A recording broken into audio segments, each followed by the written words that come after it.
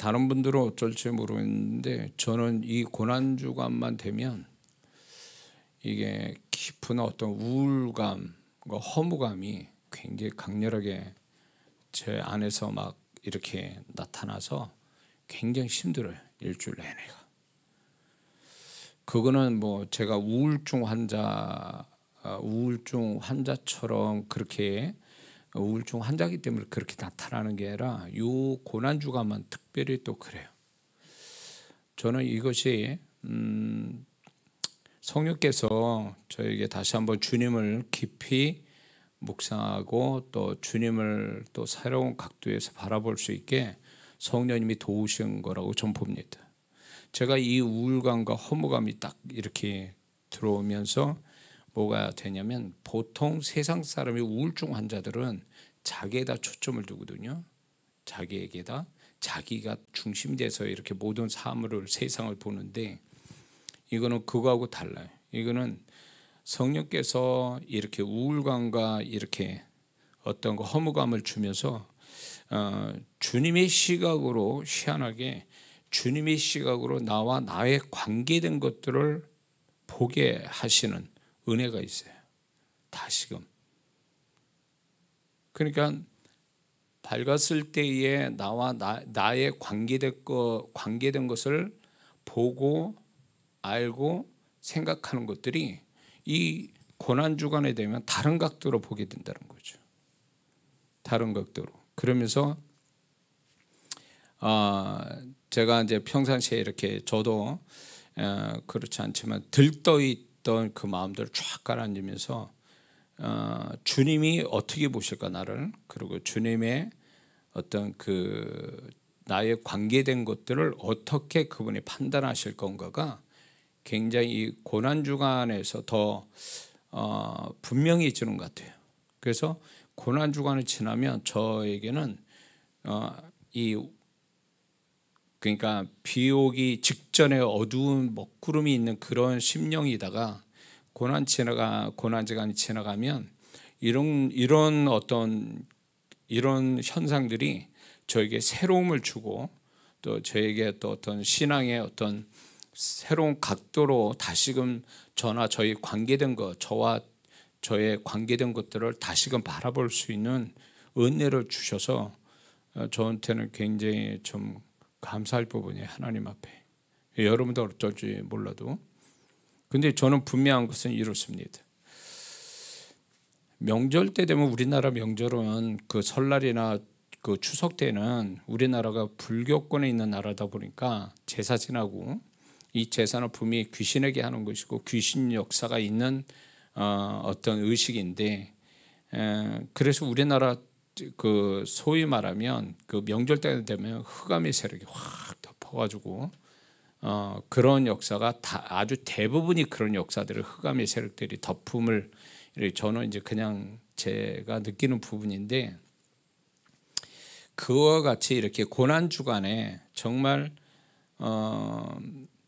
주님을 묵상하고 또 주님 다시 한번 자기를 좀 더 이렇게 주님 앞에서 주님의 존재를, 주님의 우리를 위한 구원을 이루기 위해서 엄청난 대가를 치르시는 그분을 좀 생각하고 묵상하고 알려고 하고 기도하고 찬양 듣고 말씀 보는 사람들한테 성령님이 그런 성도들한테 분명히 임하신다는 거죠. 그래서 이 고난주간에 우리 한국의 750만 성도 중에 정말 이 고난주간을 주님 앞에서 좀 더 주님을 묵상하면서 보내기는 사람들한테는 성령님의 엄청난 임재가 온다고 저는 믿습니다.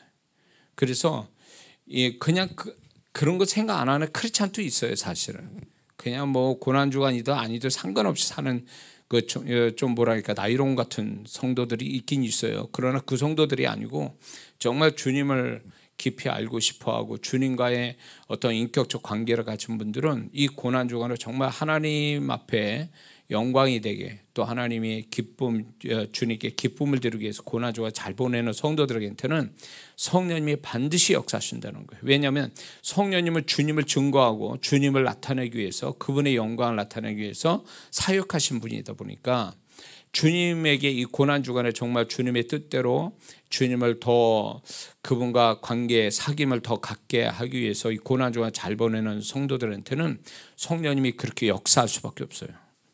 그게 자기가 뭐 선한 마음으로 주님께 이 고난 주간에 주님의 고난을 좀 생각해야지, 자기가 본인이 그런 마음을 가졌다고 그렇게 주님을 아는 게 아니거든요. 결국 그 주님을 알게 하신 분은 성령님이시거든요. 그러니까 그런 태도를 가지고 고난 주간을 보내는 자들은 성령님이 그대로 있지는 않으세요. 분명히 은혜를 주신다는 거예요. 그래서 우리 주오심 성도분들 중에 성기인 직분자 단톡이나 제가 그걸 올렸는데, 제가 그렇게 경험하고 있는 부분에 대해서 얘기하는 게 뭐였냐면, 좀 더 이 고난 주간에는 좀 시끄럽고 좀 뭔가 요란한 것에서 좀 피하고 좀 더 그 홀로 있는 것 같은 그런 마음으로 그런 마음과 함께 고요한 마음, 그러니까 시끄러운 마음이 아니라 고요한 마음을 가지고 주님 그 마음 깊은 데서 주님을 향해서 말하고 싶은 그 진실한 말 한마디를 주님께 던지면 성령의 임재가 오면서 그분이 말씀하신다는 거예요. 그분이.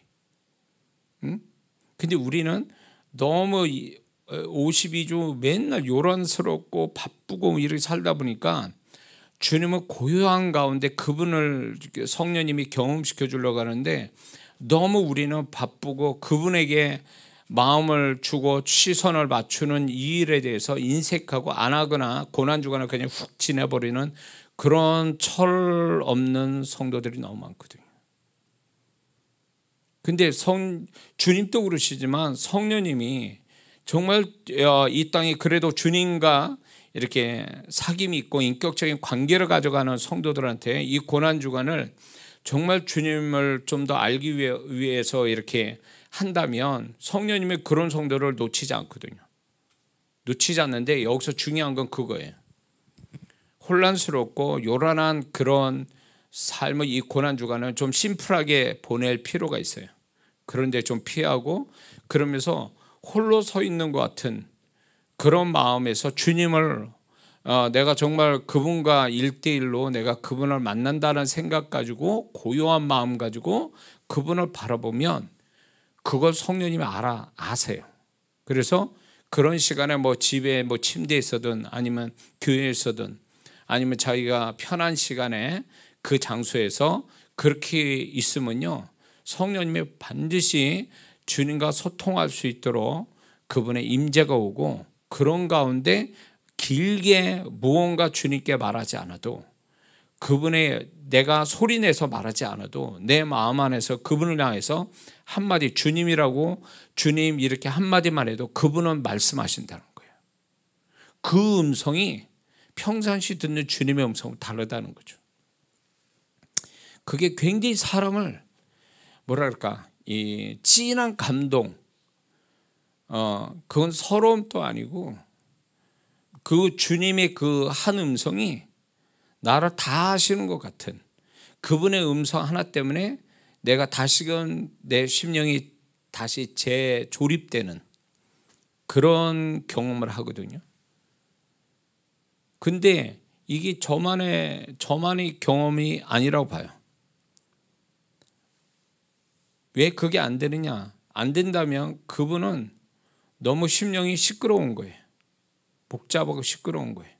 주님은 고요한 가운데 그분을 만날 수 있는 그런 심령 상태를 내가 만들어야 되는데, 너무 시장 한복판에 서 있는 사람처럼 돼버리니까 주님이 그런 속에서 만나주기가 쉽지 않다라는 거죠. 그래서 우리가 이제 뭐 요란하게 막 기도할 때도 있어요. 그러나 정말 내 마음을 고요하게 홀로 있는 것 같은 세상에 그런 마음에서 고요히 있으면 내가 많은 말을 안 해도, 크게 말을 안 해도 그 마음을 성령이 아셔서 임재를 주시고 주님과 이렇게 연결시켜서 그분의 어떤 마음, 그분의 음성이 들어온다라는 거예요. 그걸 경험하셔야 돼요. 그거. 그러면 이 고난 주간에 그런 주님의 어떤 음성, 그분의 마음을 받으면 평상시보다도 훨씬 더 진해요. 그래서 여러분들이, 제가 왜 이야기하냐면 제가 그 경험된 것들이기 때문에 여러분들도 이렇게 제가 얘기하면 경험하실 수 있기 때문에 제가 말씀을 드리는 거예요. 그래서 이제 고난 주간에 제가 이제 우리 교회 고난 주간 그 은혜스럽게 하라고 이제 나눠 드렸잖아요. 그 자료들을. 그걸 하기 위해서 하면 안 돼요. 이걸 해치우듯이 숙제하듯이 그러면 의미가 없어요.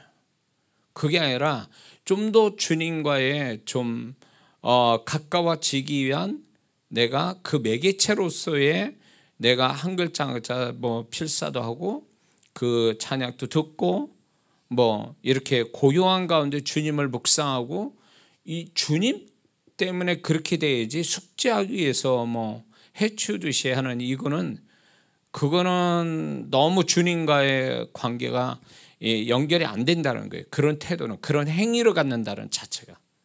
마음이 빠지면 주님과의 어떤 주님과 마음과 이 소통하는데 문제가 돼요. 안 돼요.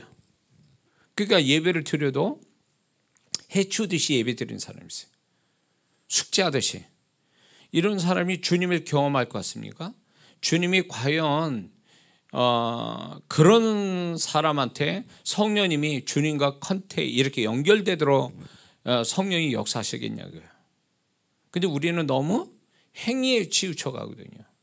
행위로 해치우듯이 했다라는 행위로 만족하니까 어떤 마음을 가지고 오시는 우리에게 마음과 마음이 소통되는 이런 주님과의 어떤 만남이 없다라는 거예요. 그래서 행위에다 만족하지 말고 행위하다가 그분을 향한 마음이 같이 가야 되는 거예요. 그래야 그분을 만난다고요. 어떤 현장이든 내 마음과 그분을 향한 행위를 가지면 그 자리가 성령의 임재가 오는 자리요, 주님을 만나는 현장이 되는 거예요.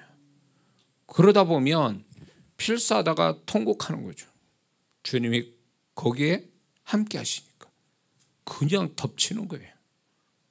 말 한마디 했는데 그분이 나를 덮치는 거예요. 성령님이 그 역할을 해주는 거죠. 찬양 듣다가, 고난주간에 찬양 듣다가 미치는 거죠.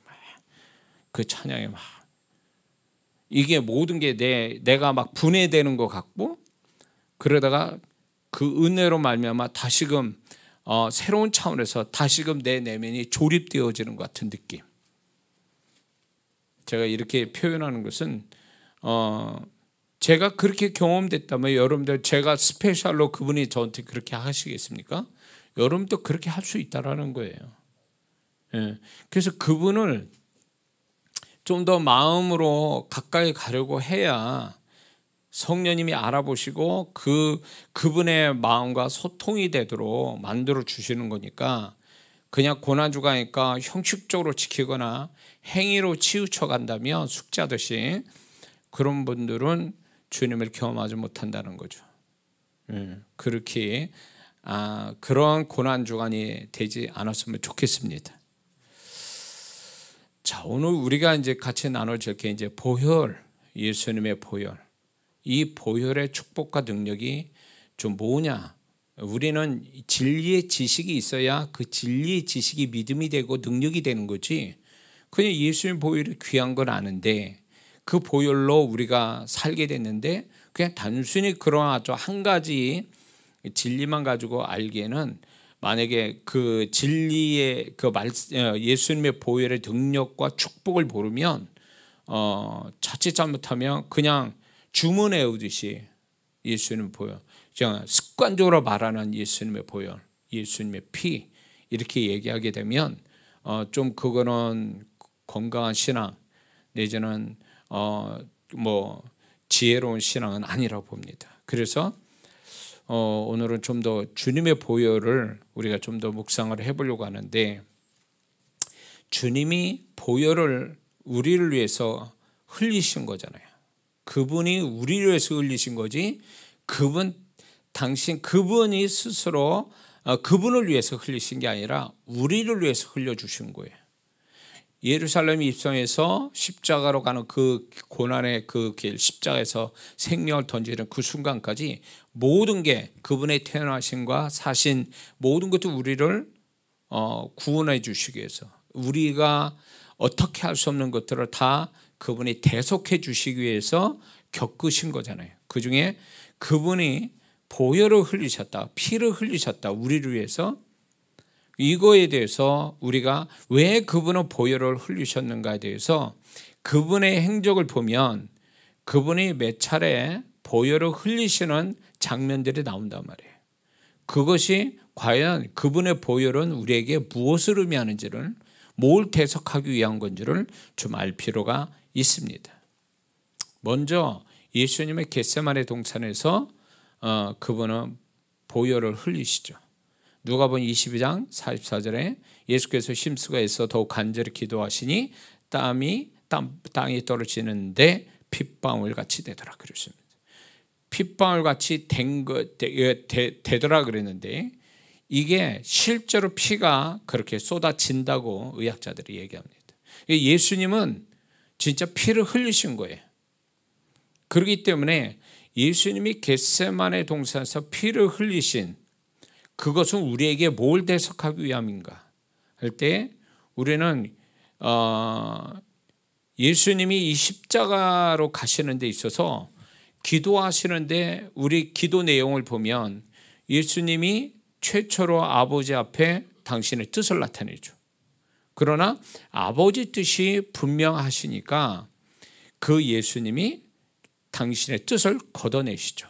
그리고 나의 원대로 되지 마옵시고 아버지 원대로 되기를 원하나이다. 순종의 기도를 하고 계시거든요. 그러니까 이 예수님이 기도 속에서 보혈을 흘리신 것은 결국 우리의 불순종, 하나님 앞에서의 불순종, 하나님 뜻을 거스리고 자기 뜻대로 살아가는 것에 대한 이 불순종을 위한 대속의 보혈이라는 사실입니다. 믿습니까? 그리고 여기에서도 우리가 알 수 있는 게, 기도는 우리 뜻대로 우리의 뜻을 위해서 기도는 하지만 결국은 그 내용이 하나님의 뜻에 맞춰지는 것이 기도지, 내 뜻을 고집스럽게 관철해서 하나님께 얻어내는 것은 기도가 아니라는 거죠. 예수님이 기도의 중요한 이렇게 모델이 되어주시는 것이, 결국 우리는 기도가 내 뜻대로 기도했다가 이게 하나님 뜻도 아니구나, 하나님 뜻이 이거구나 라고 발견이 되면 기도를 전환해서 하나님의 뜻이 내 기도를 통해서 이루어지게 하는 기도 사역이, 내가 기도로 아버지의 뜻을 이루게 하는 사역자가 되는 거거든요. 사역을 이루는 거거든요. 그분의 뜻이 내 기도를 통해서 이루어지게 하는 게 기도거든요. 그렇기 때문에 우리가 이기적으로 나만을 위한 기도를 한다? 이거는 지극히 어떻게 보면 진정한 기도의 어떤 개념이 아니라는 거죠. 기도라는 건 결국 모르다가 기도하다가 하나님 뜻이 발견되면 그걸 놓고 기도해서 하나님 뜻이 내 기도로 이루어지게 하는 것, 그게 진정한 기도의 모습이라는 거죠. 어린 성도는 떼써서 하나님 나 이거 도와주세요, 이렇게 주세요 이렇게 해서, 어릴 때는 그렇게 주님이 그걸 응답해 주시지만 그건 일시적일 뿐이고, 신앙이 자라면 이런 기도를 하도록, 예수님의 기도를 하도록 성령이 이끄신다는 거죠. 그래서 기도라는 것은 결국 예수님 같이 아버지 뜻을 알고 그걸 위해서 기도해서 아버지 뜻이 이루어지게 하는 이런 사람이 진정한 기도의 사람이라는 거죠. 근데 예수님이 이 기도에서 보혈을 흘리셨다는 것은 우리가 그동안 하나님 뜻에 불순종하고 살았던 거에 대한 대속을 위해서 흘려주신 보혈이기 때문에, 그분의 보혈이 우리에게 임하며 순종의 사람이 될 수 있음을 얘기해 주는 거죠. 그분이 불순종을 대속하시는 보혈을 흘려줬으니 그 보혈을 우리에게 임하면 당연히 그분의 뜻 앞에 순종할 수 있는 자가 된다는 얘기예요. 그래서 보혈이 그만큼 대속해 주신 보혈이 귀하다는 걸 우리가 잊지 말아야 될 줄 믿습니다. 두 번째, 예수님은 어디서 그 보혈을 흘리셨냐면 십자가 지시기 전에 예수님께서 채찍으로 정말로 그 엄청나게 맞으시죠. 그 채찍에 맞으신 걸로 보혈을 흘려주십니다. 원래 유대인의 율법에는 잘못되면 40에 하나 가만 39대만 맞는 거예요. 그런데도 그 채찍이 어마어마하게 무시무시한, 그래서 그게 살이 찢어지고 뼈가 드러날 정도라고 그랬으니까 의학자들이 얘기할 때. 근데 유대의 법으로 예수님이 맞은 게 아니라 소위 말해서 로마 법으로 예수님이 채찍에 맞으신 거예요. 로마 법은 결국 유대인의 법을 무시해버리고 자기네들이 때리고 싶은 데까지 때리는 거예요. 그러니까 어떤 면에서 보면 채찍에 맞아 죽는 자들도 그때 당시 많았다고 그랬어요. 너무 심하게 때리니까. 그러니까 40에 하나 가만 39대로 유대법은 그런데 얘네들은 무자비해가지고 100대 이상도 때릴 수 있다는 거예요. 그래서 십자가형을 그 십자가를 지고 가기도 전에 죽어버린다는 거죠. 그러니까 예수님은 유대인법이 아니라 로마법에 의해서 채찍을 맞아서 어마어마한 피를 흘리셨다라는 거죠. 응? 그래서 예수님이 채찍에 맞으시면 이사야 53장 5절에서 그 얘기를 하시죠. 그의 찔림은 우리의 허물을 인하며 그의 상함은 우리의 죄악을 인함이라. 그가 징계를 받음으로 우리가 평화를 누리고 그가 채찍에 맞음으로 우리가 나음을 입었도다. 그분의 보혈은, 채찍에 맞아서 흘리신 보혈은 우리의 나음을 주셨다.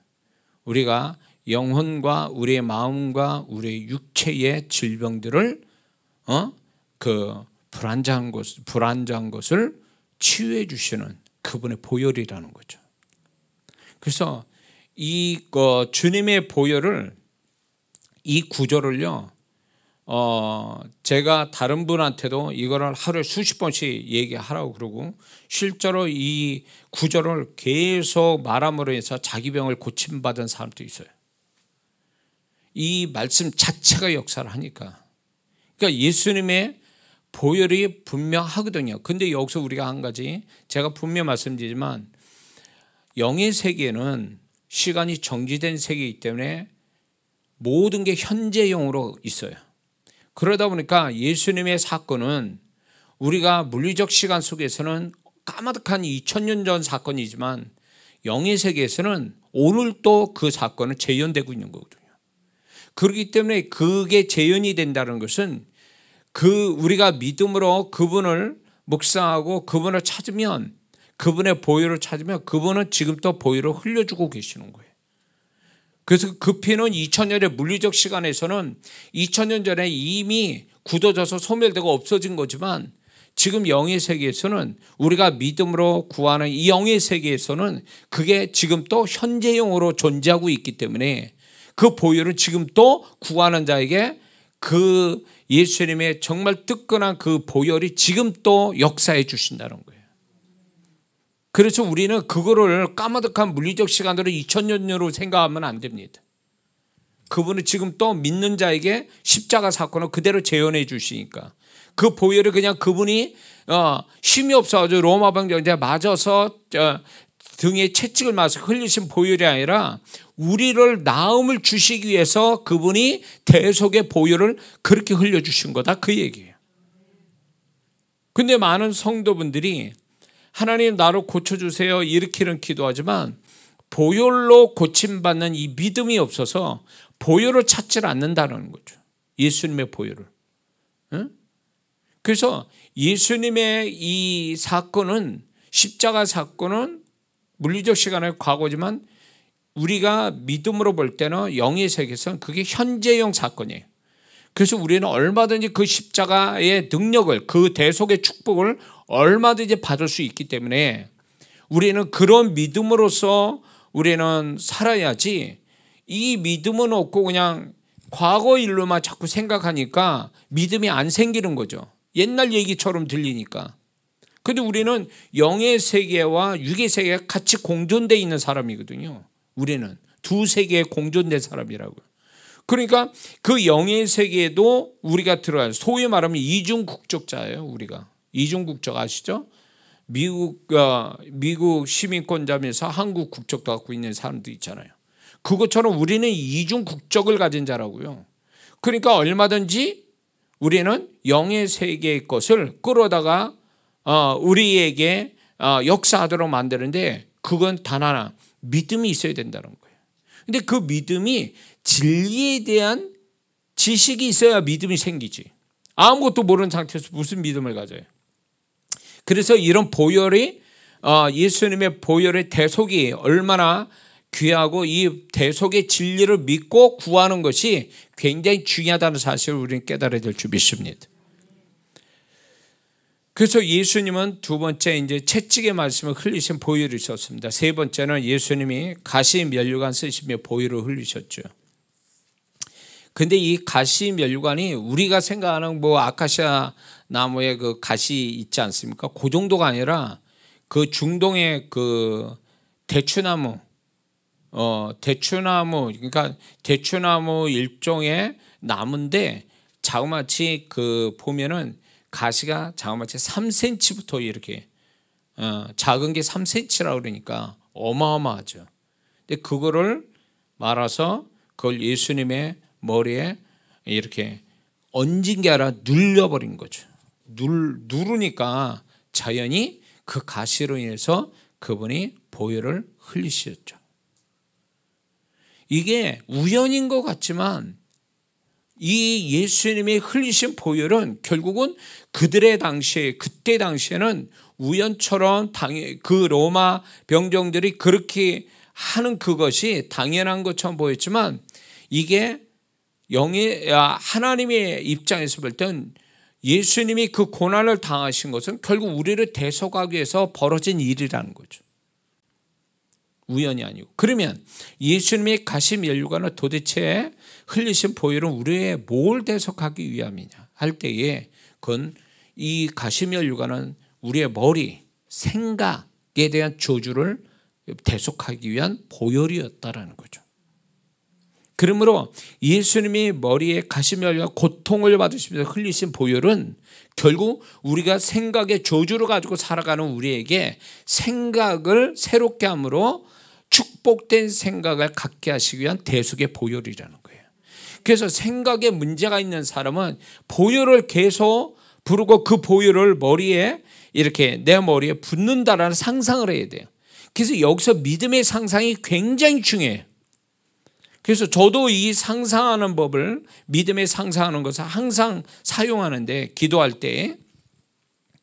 그래서 내 병이나 아니면 생각이 있어서 제가 이제 성도분들을 사역할 때 보면 영안을 열어서 머리로 보면 별 희한한 현상이 다 있어요. 예. 근데 안 좋아. 하여튼 그 머리에 그 나타나는 영적인 현상들이 영의 세계에서 보여지는 현상이 안 좋다고요. 근데 그게 이제 제가 사역을 할 때 이제 죽기도 하고 치유도 하지만, 이제 보혈이 임하셔서 모든 걸 온전케 하는, 정상으로 만드는, 이걸 상상하면서 기도를 해주거든요. 특히 이제 소위 말해서 이건 귀신 역사도 아니고 귀신 역사가 아니에요. 근데 그 사람이 마음의 상처나 아니면 이 사람이 성품에 문제 있거나 그래가지고 정상적인 생활을 못하는 사람들이 있어요. 이런 사람에게는 말의 논리가 필요 없어요. 해봐야 못 고쳐요. 이건 약으로도 안 되고 죽기에도 안 되는 부분이에요. 귀신 역사가 아니니까. 근데 이런 부분에 대해서 제가 이제 주님이 저한테 주신 능력은 그거예요. 그냥 무조건 이렇게 방언하면서 안수하면서 방언하면서 동시에 생각으로 이 영혼이 새로워지고 정상이 되는 것을 상상하면서 기도해 주거든요. 그러면 그게 실제로 한 번의 역사는 안 일어나더라도 서서히 정말로 새롭게 되는 것을 보게 되거든요. 그러니까 보혈의 능력이 우리가 그냥 정말 이분이 이 보혈의 진리의 지식을 알고 진짜 적용을 하면 믿음에 상상하면서 영의 세계는 지금 또 내가 구하면 믿음을 통해서 내 믿음을 통해서 그분의 보혈을 실제로 역사하는 거니까요. 그러니까 그렇게 믿음의 상상을 하는 것이 굉장히 중요하다는 사실입니다.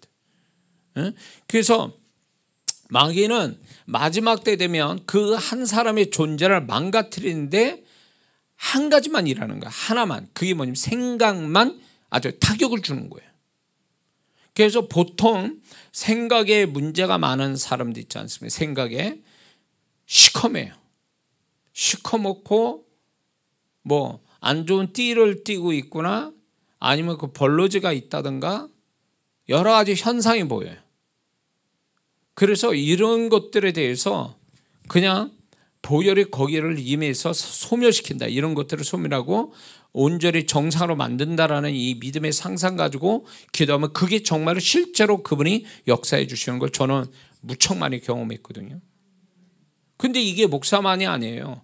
권위자, 집안의 권위자가 누굽니까? 부모고, 자식한테 부모고, 아내에게서 남편이거든요. 이 권위자가 그런 믿음의 상상하면서 보혈의 역사할 걸 믿고 기도해 주면 실제로 또 그 권위자를 통해서 역사를 하니까 이거를 많이 해야 된다라는 거예요.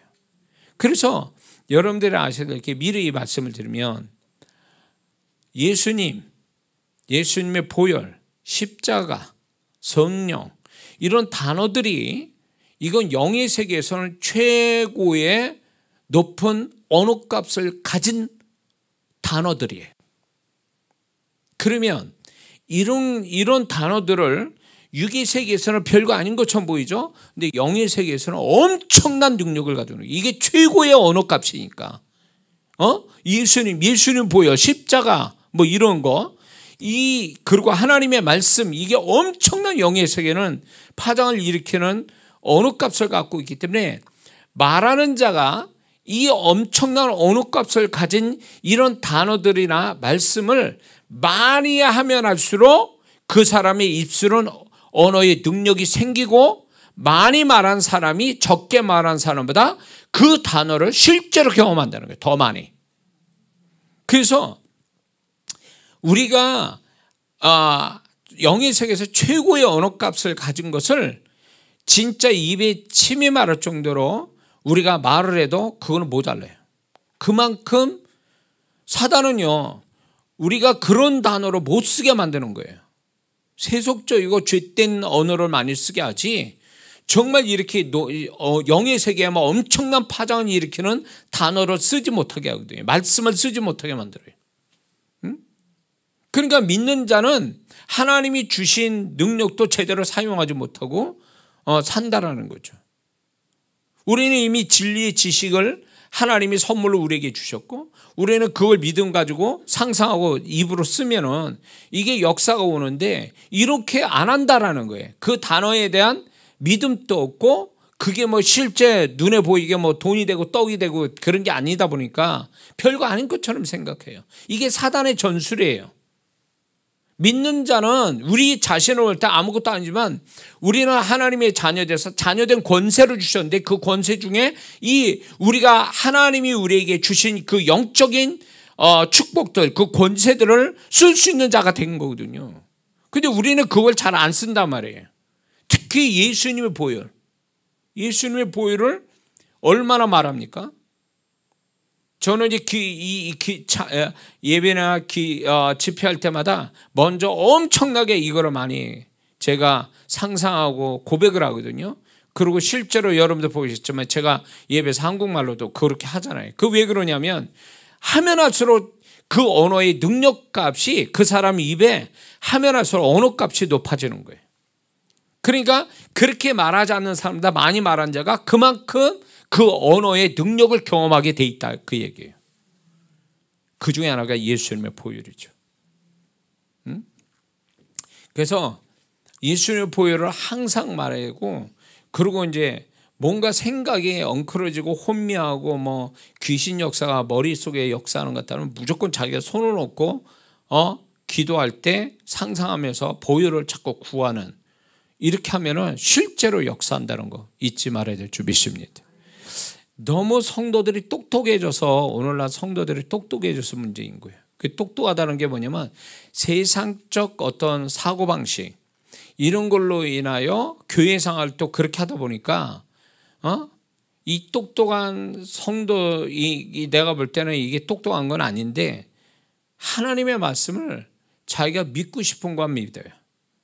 그리고 자기가 생각하고 계산하고 상식으로 볼 때 이건 도저히 믿을 수 없는 거다는 아예 안 믿어요. 그거를. 그러니까 골라서 믿는 거죠. 그러다 보니까 정말 중요한 성경 안에서 하나님이 우리에게 주신 정말 중요한 영적인 진리들을 다 놓치고 있는 거예요. 그게 이제 소위 말해서 이제 이성이 앞선 유럽이나 미국 사람들이 보면은 이런 어떤 이성이 앞서다 보니까 성경을 말씀 그들의 액면을 다 믿는데 이게 장애가 되는 거예요. 이성, 머리를 쓰는 거에 대해서. 근데 한국 성도들이 과거에 비해서 똑똑해졌단 말이에요. 똑똑해지다 보니까 사람이 똑똑한 게 교회 안에서도 똑똑해지려고 그러는 거예요. 액면 그대로 믿는 믿음이 아니라 자기가 계산을 해봐서 자기가 이해되고 믿을 수 있는 것만 믿는 거예요. 그러니까 진짜 믿어서 역사를 볼 거는 전혀 믿지 않는 거죠. 믿는 게 아니라 이해만 하고 있는 거예요. 그거를 실제로 실상으로 나타내는 믿음은 안 가져요. 왜? 믿음을 갖는다는 그 자체가 논리적으로 계산적으로 상식적으로 안 맞는 거거든요. 자기한테. 그러니까 이해는 돼서 뭔가 깨달아지긴 해도 그걸 믿음으로 해서 실상을 만드는 성도는 지극히 드물어요. 왜? 똑똑하니까. 옛날 과거에 우리 부모님 세대, 제 학생 때 우리 부모님 세대는 지금 성도보다도 많이 못 배우시고 그래도 정말 믿음 하나는 대단했거든요. 그 믿음을 나타내기 위해서 엄청 하나님께 가까이 갔는데 그 믿음의 역사를 가져와서 자녀들이 잘 되고 가정이 잘 되고 이랬는데 오늘날 믿음을 가지고 사는 게 아니라 자기가 믿을 수 있는 이해만 되는 것만 가지고 제한적으로 신앙생활을 하는 거예요. 그리고 믿습니다 하고 막 열심히 내는 성도들을 보면 좀 무식해 보이고 그런 성도들이 뭐 저렇게까지 해야 돼. 뭐 저렇게 요란하게 해. 그렇게 안 해도 되는 거를 이런 식이에요. 그런 식으로 하다 보니까 소위 말해 자기를 절제하는 신앙생활. 절제하는 신앙생활이 아니라 제한적 신앙생활을 하는 거지.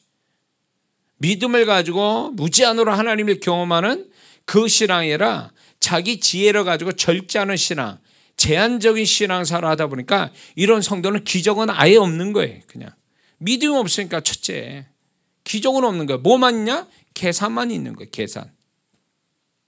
그러니까 계산은 1 더하기 1은 2 그거밖에 없어요.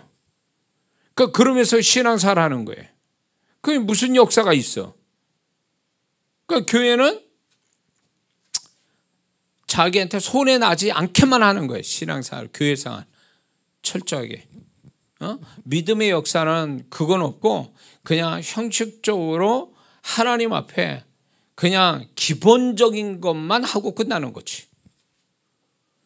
그런 사람이 믿음의 역사 볼 것 같아요? 어림도 없지. 이런 얘기를 하면 믿어지지도 않으니까 하지도 안 해. 보혈 믿어지지 않으니까 말하지도 않아요. 오늘날 교회, 우리 한국 교회의 현실이 이거예요. 점점 갈수록 똑똑해지니까 똑똑해지는 것만큼 반비례하는 게 뭔지 아세요? 믿음이 없어진다는 얘기예요. 그게 과연 신앙일까 싶은 거예요. 이런 얘기, 뭐 영의 세계 이런 얘기하면 아주 우습게 알아요. 그러니까 영의 세계 그거를 별거 아닌 것처럼 생각해요. 그거는 허상인 것처럼 생각하고 그런 영의 세계에서 실제로 역사에서 현실 세계에서 실상으로 나온다는 이 원리들을 안 믿어요. 교회 다니면서도. 이게 얼마나 비극적인 거예요.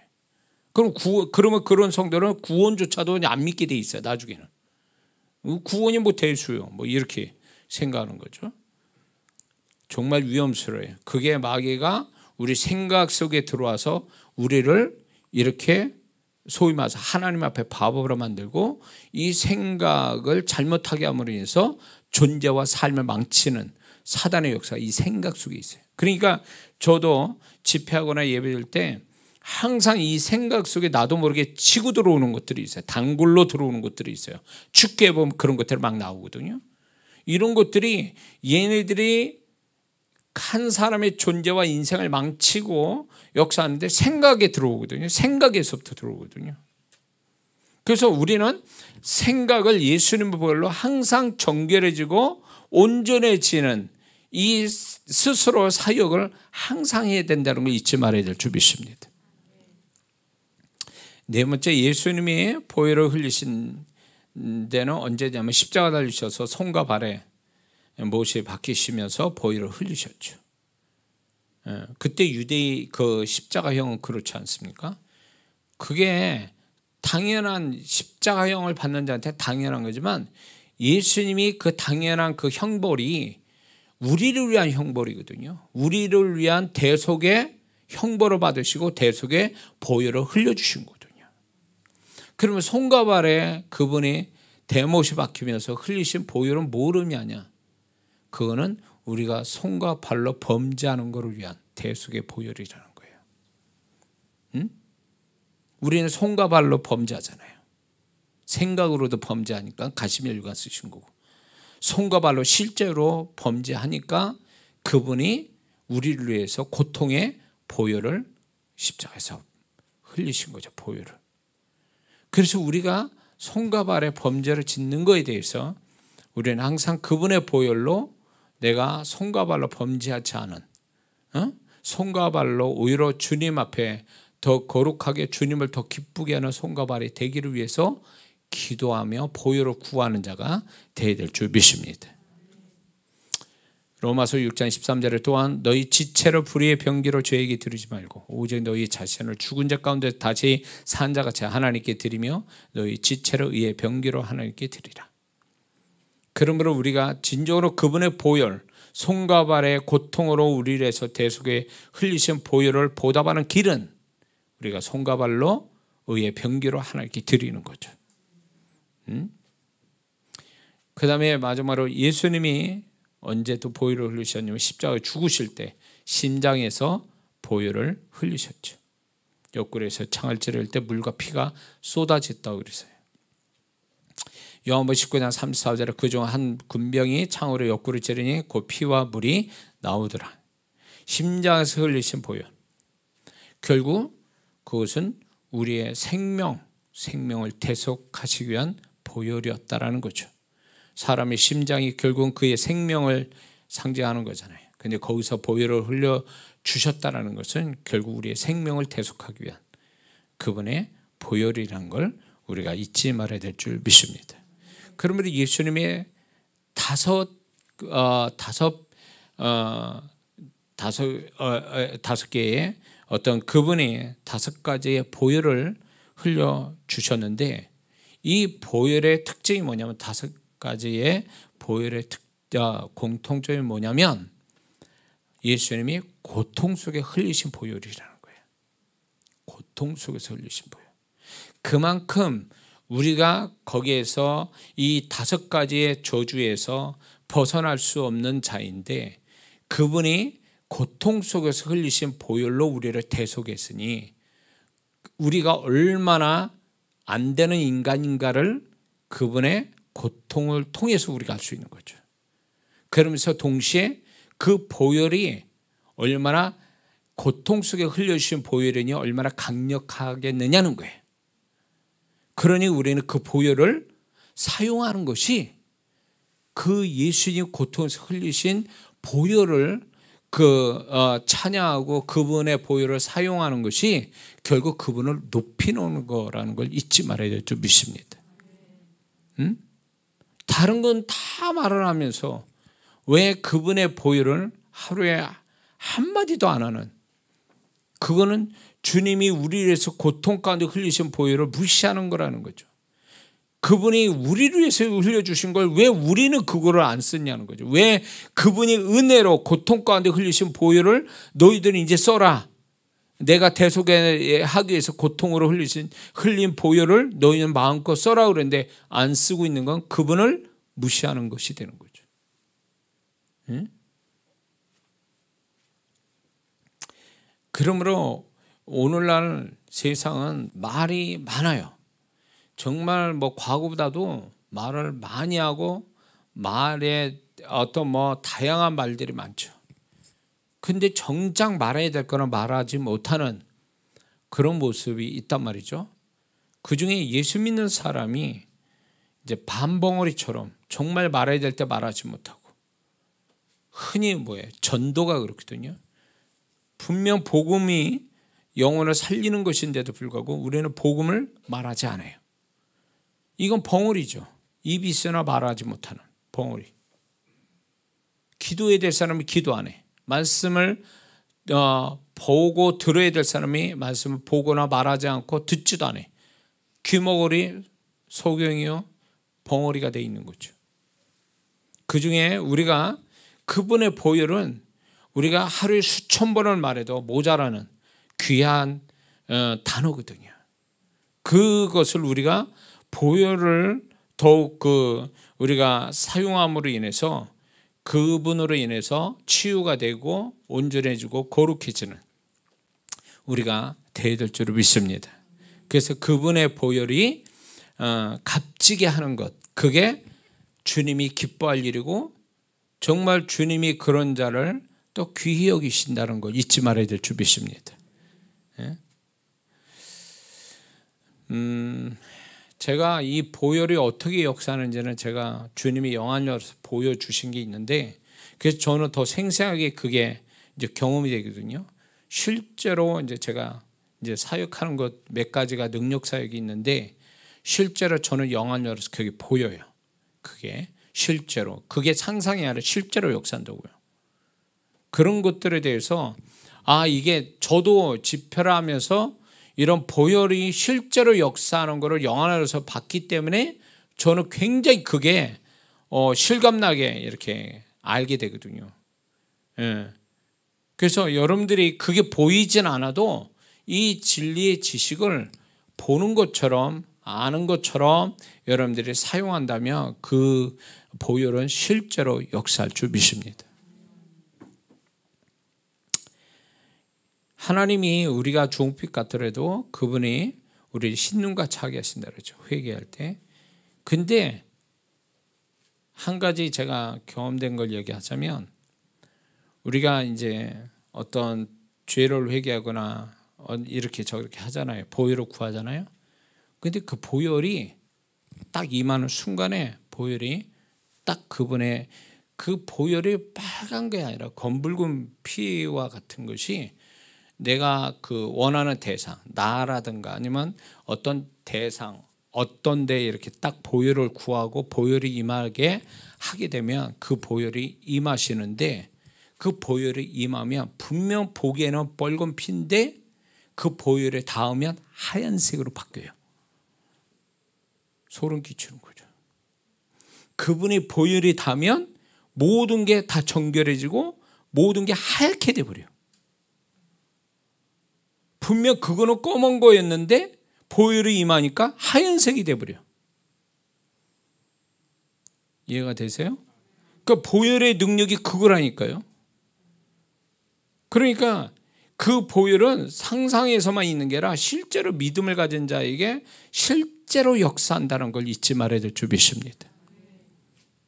자, 그래서 우리는 이 대속하신 5가지 보혈을 항상 믿음에 상상하면서 사용해서 우리가 축복을 받을 때 그게 주님의 고통 속에 흘려주신 우리를 위한 그 대속의 보혈에 보답하는 길인 것을 잊지 말아야 될 줄 믿습니다.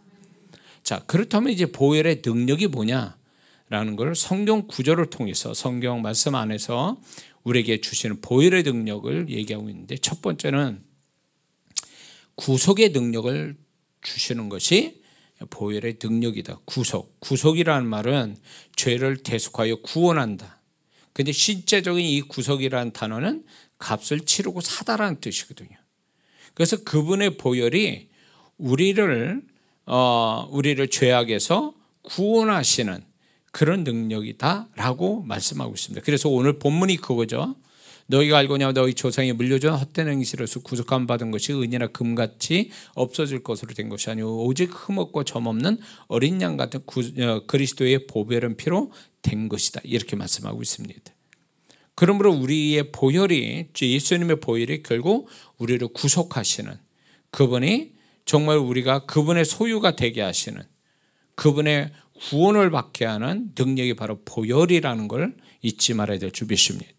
그리고 또 보혈은 두 번째는 의롭다함을 얻게 하는 능력이 있다는 거죠. 로마서 5장 9절을 보니까 이제 우리가 그 피로 인하여 의롭다 하심을 얻었은즉 그 피로 인하여 의롭다함을 얻었은즉 더욱 그로 말미암아 진노하심에서 구원을 얻을 것이니 그러므로 예수님의 보혈은 우리를 그분 앞에서 의롭다함을 받게 한다는 거예요. 그래서 구원받아 천국에 갈 때 하나님 심판대나 앞에 먼저 서게 되죠. 그때 그분의 보혈이 우리에게 구원의 표로 그분의 보혈이 있으면 그분의 보혈 때문에 우리는 주인이나 그 보혈 때문에 우리가 보혈의 공로로 인하여 의롭다함을 하나님께 얻음으로 인해서 천국 들어가는 자격이 부여된다는 거 엄청난 얘기죠. 그분의 보혈 때문에 그런 거예요. 보혈 때문에. 자, 그 다음에 예수님의 보혈의 능력은 하나님께 나아갈 능력을 주신다는 거죠.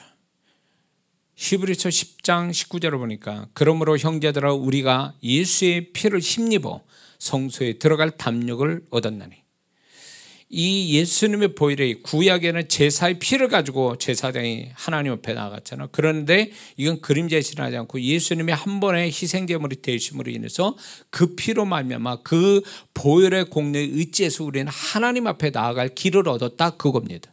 그래서 우리는 이 땅에 있으면서 예수님의 보혈의 공로를 의지해서 하나님께 구할 때 그것이 그 하나님 보좌 앞에 나아가는 와 같다라는 걸 우리가 잊지 말아야 되죠. 믿습니다. 그게 예수님의 보혈의 능력으로 그렇게 되어졌던 거죠. 우리가 우리 힘으로 된 게 아니라 선함으로 된 게 아니라 그분의 보혈로 이루어졌다는 걸 분명히 하나님이 말씀하고 있습니다. 그 다음에 보혈은 또 치유의 능력이 있다는 것입니다.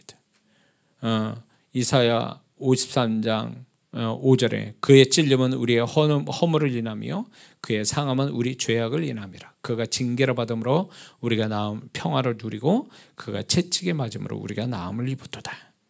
그래서 그분의 보혈은 우리에게 치유를 주시는 능력이 있다는 거예요. 그래서 보혈을 자꾸 구하는 거예요. 예수의 피, 예수의 보혈 이것만 말해도 그 보혈을 부를 때에 성령께서 그 보혈에 합당한 능력을 우리에게 주시는 거예요.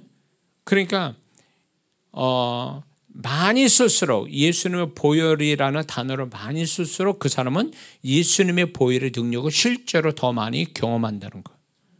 잊지 말아야죠. 주비십니다. 그 다음에 예수님의 보혈은 자유의 능력을 주신다는 것입니다. 그게 뭐냐면 스가랴 9장 11절을 보니까 또 너로 말할진대 내 언약의 피로 말미암아 내가 내 갇힌 자들을 물 없는 구덩이에서 놓았나니 구덩이 구속되어 뭔가 잡혀있는 데서 거기에서 그 구덩이에서 나오게 한다는 거죠. 그게 뭘로? 언약의 피로 말미암아. 이 언약의 피가 바로 예수님 아닙니까? 예수님의 보혈이 우리를 구덩이에 구속당하고 속박당하는 데서 거기서 나오게 하는 자유의 능력을 주는 것이 바로 보혈의 능력이라는 거예요. 그래서 우리가 사람, 재정, 일, 건강 뭐 이런 부분에 매이는 거잖아요. 지금 매여 있어서 잡혀 있는 거 있잖아요. 그런 거를 끊어낼 수 있는 능력은 바로 예수님의 피밖에 없다는 거죠. 예수님 피. 그래서 예수님 피를 특히 문제가 있는 성도는요, 이 지금 진리의 지식을 통해서 보혈의 능력을 계속 사용해야 돼요. 그러면 처음에 아닌 것처럼 그게 우리가 보혈을 자꾸 말하는 거에서 비우는 것처럼 아무 일도 안 일어나지만 계속 하다 보면 입에 그 보혈의 입술에 권세가 생기고 보혈의 능력이 함께 생김으로 인해서 실제로 보혈이 역사한다는 거 잊지 말아야 될 줄 믿습니다. 이런 성도에서 한두 번 하면 다 안 되는데요. 그럼 안 된다는 얘기는 그런 보혈을 이거를 안 믿는다는 얘기죠. 한두 번 해서 뭐 안 된다고 말한다면 이 사람은 불신앙 아니에요? 안 믿는 거죠. 아예 보혈의 능력을. 보혈의 능력이 성경에서 이미 다 그렇게 나와 있으면 정말 그것이 이루어질 때까지 말을 하고 있어야지. 구하라 그러면 주실 것이요. 주실 때까지 구하라는 얘기예요. 구하라는 그 단어가 현재 진행형이거든. 계속의 의미가 있단 말이에요. 계속 구하라는 거예요. 그러면 주신다라는 거예요. 그러면 주실 때까지 계속 구하는 것이 믿음이고 그게 기도지. 그것처럼 우리가 예수님의 보혈을 계속 실상이 나올 때까지 계속 보혈을 부르는 거예요. 그런 믿음이 있어야지. 뭐 한두 번 하고 안 되는데요. 이런 사람은 아예 믿음이 없는 사람이죠. 불신앙의 사람이죠. 예. 안 되는 걸 우리가 하는 게 아니잖아요. 하나님 약속을 이렇게 말씀하신 것을 우리는 실상을 경험하기 위해서 믿음을 사용하는 거니까 안 되는 건 아니죠. 자, 그 다음에 예수님의 보혈은 거룩의 능력이 있다는 것이에요. 히브리서 13장 12절을 보니까 그러므로 예수는 자기의 피로서 백성을 거룩해 하려고 성문 밖에서 고난을 받으셨느니라. 자기 피로서 하나님의 백성을 거룩하게 하려고 성문 밖에서 피를 흘리신 거죠. 십자가에서, 골고다 언덕에서. 그러므로 우리가 죄를 짓고 또 짓고 이렇게 하는 거에 대해서 우리가 연약해서 죄를 짓고 또 질 수도 있죠. 회개하고 또 그래. 그러나 예수님의 보혈은 요한일서 1장 7절 9절에서 계속 보혈은 우리를 깨끗게 하신다고 했으니까 보혈을 계속 사용하는 거예요. 계속.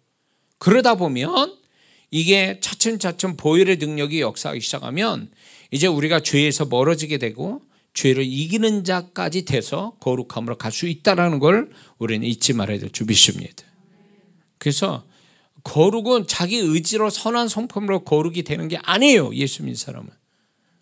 그래서 예수 믿는 사람이 신앙생활 할 때 자기 선함을 믿고 하지 말아야지. 선한 의지, 선한 양심, 선한 어떤 마음만 가지고 거룩해지려고 하는 성도가 있어요. 이거 험한 짓 하는 거예요. 이거 미련한 짓 하는 거예요. 우리는 거룩해질 수 없는 존재예요. 오직 그분의 은혜, 그분의 보혈로서 우리는 거룩해진다고 얘기하잖아요. 자기 백성을 자기 피로서 거룩하게 하려고. 그러므로 우리는 안 되는 사람이에요. 원래부터. 그분으로 인해서 구원받았으면 그분으로 인해서 모든 게 되는 사람이지 우리 스스로가 되는 사람이 아니라는 거예요. 그러니까 교회 안에서도 보면은 자기가 좀 기도를 좀 합니다. 신앙이 열심 내요. 그러면 본인이 성품이 좋아서 그렇게 하는 줄 알고 굉장히 자기 의와 자기 자랑과 자기 영광을 취하려는 성도들이 있어요. 그리고 그렇지 못한 사람에 대해서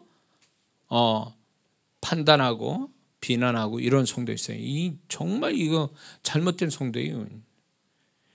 본인이 그렇게 신앙이 열심히 되는 게 자기 노력과 성품이 그러니까 그렇게 되는 거예요. 하나님의 은혜가 임하고 하나님이 도우시니까 그렇게 된 것뿐이지 그 안에서 하나님의 열심을 빼버리면 그 사람도 별별 없는 사람이에요. 다.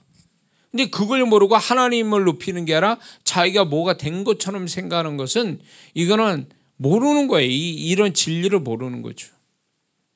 그래서 그 중에 하나가 우리가 거룩함으로 가는데 교회 365일 교회에서 금식하고 철회한다고 그랬어요. 그 사람은 거룩해질 것 같습니까? 본래 그 심령이 타락한 본성을 가지고 살아가는데 우리가 안 돼요. 우리를 거룩하게 하신 것은 우리가 가지고 있는 이 타락한 본성을 뛰어넘고 이거를 잠재울 수 있고 이거를 이겨주는 그 무언가가 있어야 되는데 그게 예수님 보혈이라는 거죠. 그리고 주의 말씀은 거룩합니다. 주의 말씀은 진리입니다. 그 말씀이 우리를 거룩하게 합니다. 말씀이 우리를 거룩하게 하는 거예요. 보혈이 거룩하게 하는 거예요. 거룩하신 하나님이 이 마음으로 우리는 거룩해지는 거예요. 그걸로 되는 거지 우리가 스스로 되어질 수 있는 건 없다 그 얘기예요. 이해가 되시죠? 자, 예수님의 보혈의 능력은 또 뭐가 있냐? 양심의 변화와 섬김의 능력이 있다라는 거죠. 그거를 히브리서 9장 14절에서 말합니다. 영원하신 성령으로 말미암아 흠없는 자기를 하나님께 드린 그리스도의 피가 어찌 너의 양심으로 죽은 행실에서 깨끗하게 하고 살아계신 하나님을 섬기게 못하겠느냐? 이렇게 말씀하고 있습니다. 결국 뭐냐면 우리가 보혈에 임하면 우리의 양심이 어떤 새로워지는, 타락하고 수준 낮은 양심이 변화받아서 수준 높은 양심이 되고, 그걸로 인해서 하나님을 섬기는 자로 만들어 줄 수 있는 능력이 예수의 보혈이 있다는 거예요. 그러므로 예수님의 보혈에 임하는 자는 이렇게 양심의 변화, 수준 높은 양심을 갖고 하나님을 섬길 수 있는 능력을 보혈이 가져다 주신다는 거죠. 할렐루야. 예수님의 보혈은 또한 보호의 능력을 가지고 계십니다. 출애굽기 12장 13절을 보니까 내가 애굽 땅을 칠 때 그 피가 너희의 거하는 집에 있어서 너희를 위하여 거하는 집에 있어서 내가 피를 볼 때에 너희를 넘어가려니 재앙이 너희에게 내려 멸하지 아니하리라. 이 어린 양의 피, 예수님의 보혈을 의미하죠. 그 보혈이 우리를 죽음에서, 저주에서 벗어나게 보호해 주시는 능력이 있다, 그겁니다. 그래서 보혈을 항상 여러분의 차 사고 많이 난 사람 있죠. 그런 사람은 이제 두 가지 사역을 해야 돼요. 그 차에 막 내뱉은 말이죠. 안 좋은 말을 내뱉은 거, 그거부터 소멸시켜야 돼요. 예수의 이름으로. 그리고 차 안팎으로 역사는 귀신의 역사가 있어요. 그거 죽게 해야 됩니다. 그러고 나서 보혈이 임하게 해달라고 그래야 돼요. 교회 차 안팎으로 보혈을 임하게 해달라고. 그러면 하나님이 지켜주실 거예요. 근데 이렇게 안 하기 때문에 사고가, 차 사고라는 게 결국 보면 우연인 것 같지만 그렇게 사고 나도록 다 맞춰지는, 그 전부터 시간이 쫙 만들어서 맞춰서 그 시간에 딱 사고가 나는, 이게 이제 소위 말해서 귀신이 그럴 수도 있고 이 사람의 운전 습관이 그렇게 만들 수도 있는데, 결국 이런 모든 걸 아시는 하나님께서 보혈을 우리가 구하면 그 보혈이 우리의 모든 위험에서 보호해 주시는 은혜를 우리에게 주신다는 거죠. 이해가 되시죠? 그리고 보혈은 우리에게 죄 사함을 주고 죄의 소멸을 주는 능력이 있다는 거죠. 마태복음 26장 29절에도 이것은 죄 사함을 얻게 하려고 많은 사람을 위하여 흘리는 바 나의 피 곧 언약의 피니라. 그 아들 예수의 피가 우리를 모든 죄에서 깨끗하게 하실 것이요. 그래서 우리가 회개를 해야 될 이유가, 회개하면 보혈이 우리에게 역사해서 우리의 죄를 씻겨 주시죠. 사함을 주시죠. 근데 여기에서 우리가 이 진리를 믿지 않으면 어떤 현상이 오냐면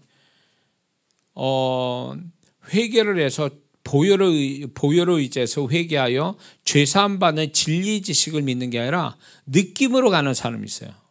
막 울고 짖자고 막 이래야 회개가 되는 것 같고, 그래야 내가 용서받는 것 같고 죄사함 받는 것 같고 뭐 이래요. 그거는 잘못된 거죠. 느낌으로써 뭐 죄사함을 받습니까? 예수님의 보혈을 의지해서, 그 보혈의 능력을 의지해서 죄사함을 받는 거지, 이게 무슨 뭐 자기 느낌으로서 받는 게 아니거든요. 또한 이런 성도도 있어요. 분명 예수님의 보혈의 공로에 의지해서 기도해서 죄사함 받았다라는 확신을, 믿음의 확신을 가져야 되는데 어떻게 하냐, 사단이 어떻게 역사하는 줄 아세요? 죄책감을 넣어주는 거예요. 너 네 죄 나 기억하고 있어. 너도 기억하지? 응? 너 그 죄 계속 그런 죄로 인해서 너는 아마 하나님 용서하지 못하고 너는 그 죄로 너는 벌 받을 거야. 뭐 이렇게. 넌 지금 회개했어도 너 회개가 된 게 아니야. 응? 그러면서 계속 우리 안에 죄책감 불어넣어주죠.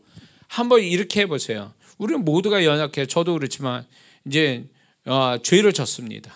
분명히. 그래서 회개를 합니다. 보혈을 의지해서. 그렇게 한 다음에 그 다음에 해야 될 일이 뭔지 아세요? 그게 진리 지식을 믿고 예수의 보혈로 의해서 회개한 게 맞으면 그 다음에 해야 될 축기가 뭔지 아세요? 내 안에서 이 죄로 인해서 죄책감을 주는 귀신아 떠나가라. 이렇게 한번 해보세요. 그러면 튀어나갈 거예요. 얘들은 항상 그걸 노리고 있어요.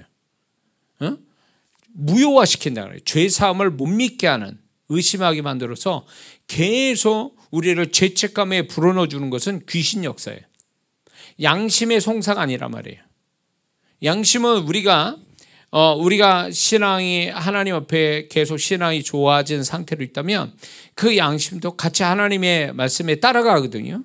근데 이게 아니라 나는 분명히 약속을 믿고 보혈의 공로에 의지해서 회개를 했는데 그거를 자꾸 이렇게 죄책감을 불어넣어가지고 죄의식에, 정죄의식에 빠져가지고 자기를 비하하고 막 이러는 거에 대해서 하나님의 뜻이 아니거든요. 그거는 하나님 우리가 용서하면 기억 안 하신다 그랬잖아요. 동해에서 서가 먼 것 같이.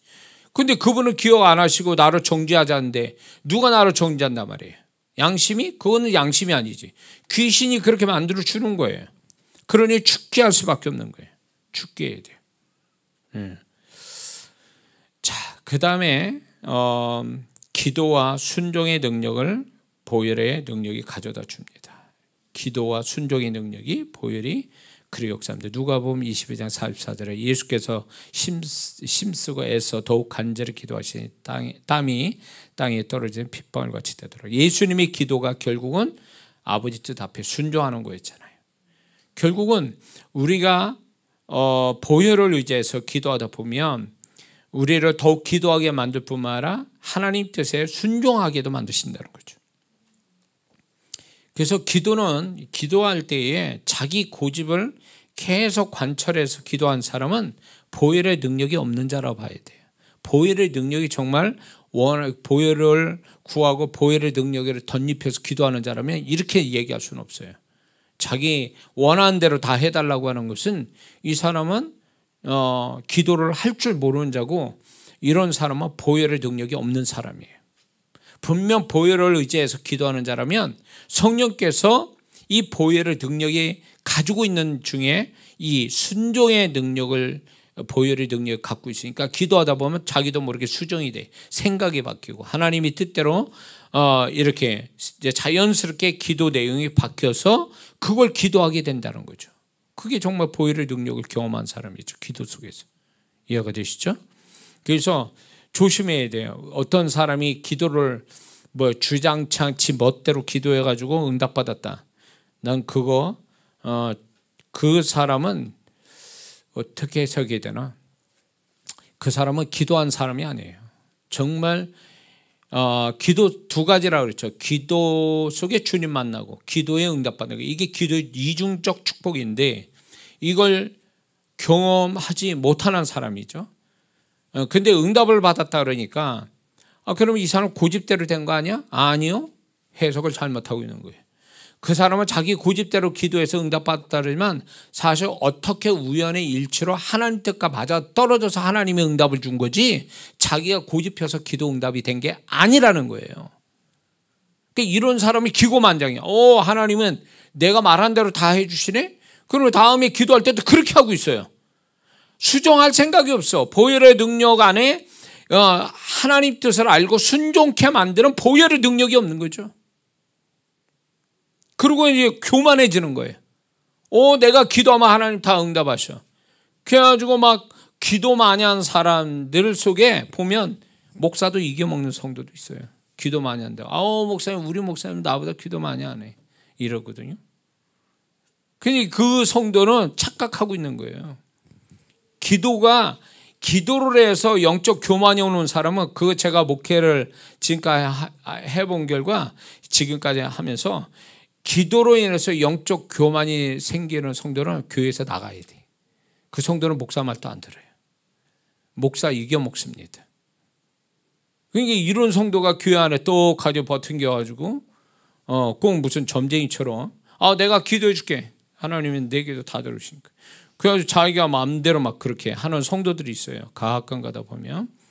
그런 성도들은 교회에 덕을 세우는 게 아니라 자기 자랑하려고 그런 얘기하거든요. 그리고 이제 이런 성도들이 뭐가 있냐면 내가 이렇게 하나님 역사가 이랬다. 체험이 이렇다. 자기 과시용 액세서리를 가지고 있어요. 영적 액세서리. 그리고 사람을 현혹시켜요. 자기 사람 만들고. 이 사람 위험한 거예요. 이거는 제가 볼 때 주님의 어떤 음성도 안 듣는 사람이고, 그리고 이런 사람은 소위 말해서 양심에 화인 맞은 사람들이 많아요. 정말 주님으로부터 기도 속에 주님을 만나고, 그래서 주님이 뜻대로서 응답을 받았으면 주님을 높이지. 주님의 은혜를 자랑하고, 이게 맞는 거죠. 내가 말이야 기도했는데 이게 되더라고. 일로 와, 기도 나랑 같이 하자고 이러면서, 이런 사람이 있어요. 조심하세요. 그런 사람들이 결국은 뭐 하는 줄 아세요? 자기 사람 만들려고 이 사람을 소위 말하면 조종해요. 조종한다고.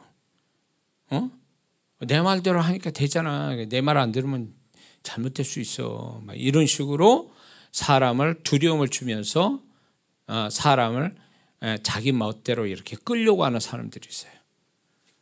위험스러워요. 이런 사람들. 그래서 그런 사람 쫓아가면 안 됩니다. 그러면 다 털려요. 모든 거, 영혼도 털리고 재산도 털리고 다 털려요. 그러니까 이런 사람들이 우리 한국에 많습니다. 그래서 조심하셔야 돼요. 이런 사람이 정말 교회 생활 정말 성실하게 하는 사람일까요? 아니에요. 이런 사람들은요. 교회 안에서 당짓고 자기 사람 만들어서 자기가 대장 돼서 그 안에서 이제 소위 말하면 존재감을 나타내라고 막 그래요. 그러면 위험하죠.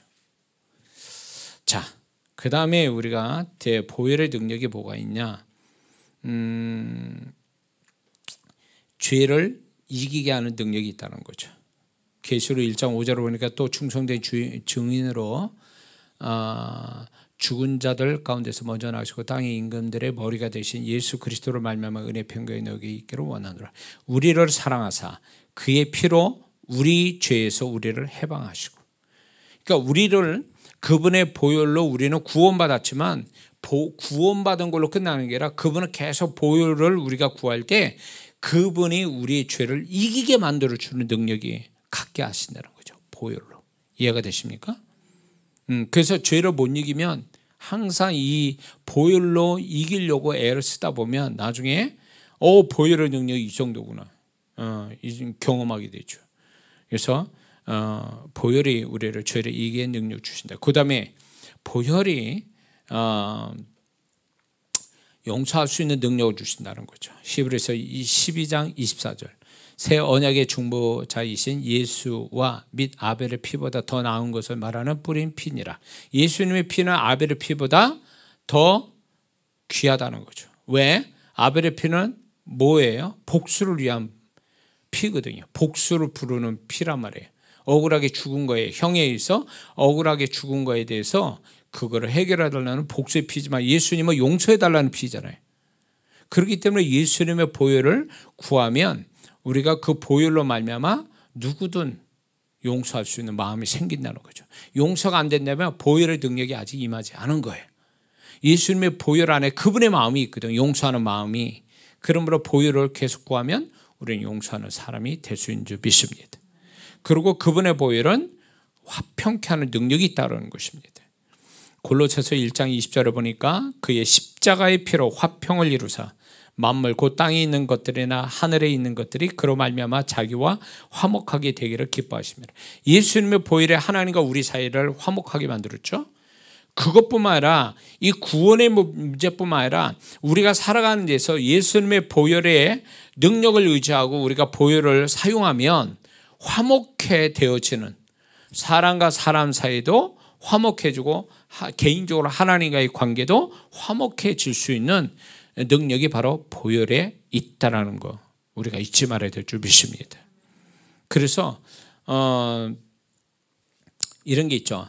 사람과 사람 사이에 막 다툼과 분열과 막 이렇게 미움과 막 용서치 못하고 막 분노하고 막 이런 것들에 대하여 그 사람을 탓하고 자기를 탓하지 말고 그 가운데 보혈이 역사하도록, 저기에 나한테 그 가운데 보혈이 역사하도록 계속 구하다 보면 그 보혈의 능력으로 말미암아 이제 마음이 변화되고 서로의 관계도 좋아지는, 화목케 하는 그런 능력이 보혈에 있다는 걸 잊지 말아야 될 줄 믿습니다.